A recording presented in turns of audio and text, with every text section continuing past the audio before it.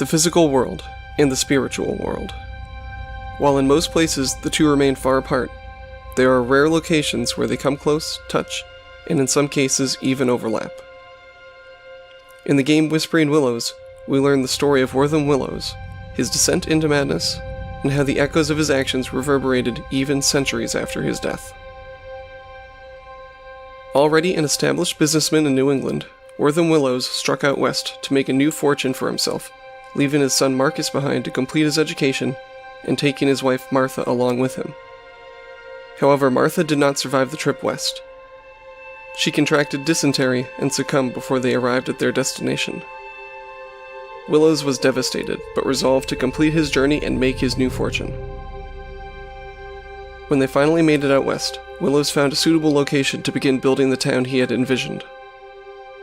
In the area lived a tribe of Native Americans, the Quantaco tribe. The tribe's chief, Flying Hawk, offered to speak with Willows, and though he was embittered by his wife's loss, he resolved himself to present the image of a perfect gentleman.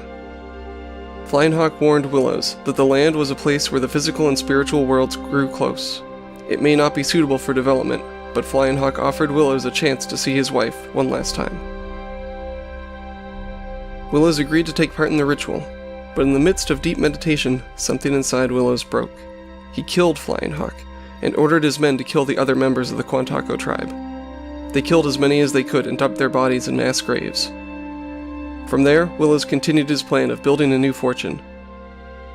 The town he founded grew, and he became wealthy and politically powerful.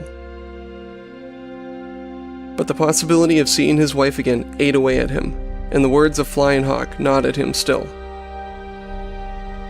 He sought out a means to contact the other side, first through more traditional means, but eventually he sought out more esoteric methods.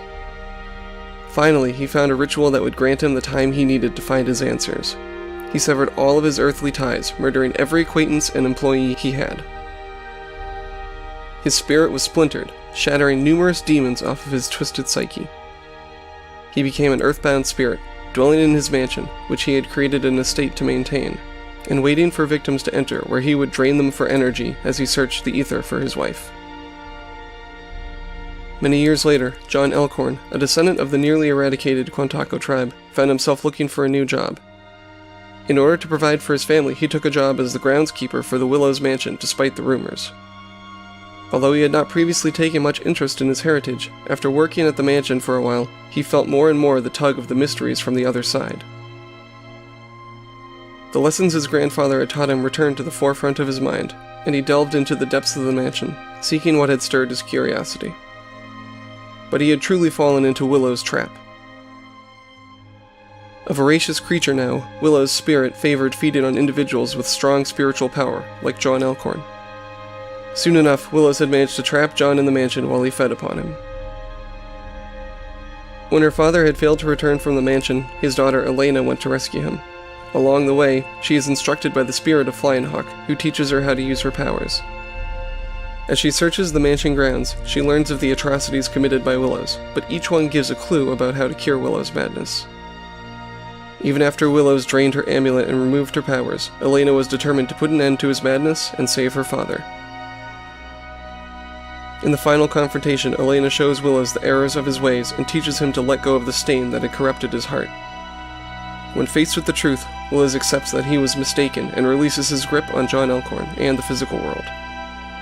He departs the mortal world, and John and Elena are left to return home.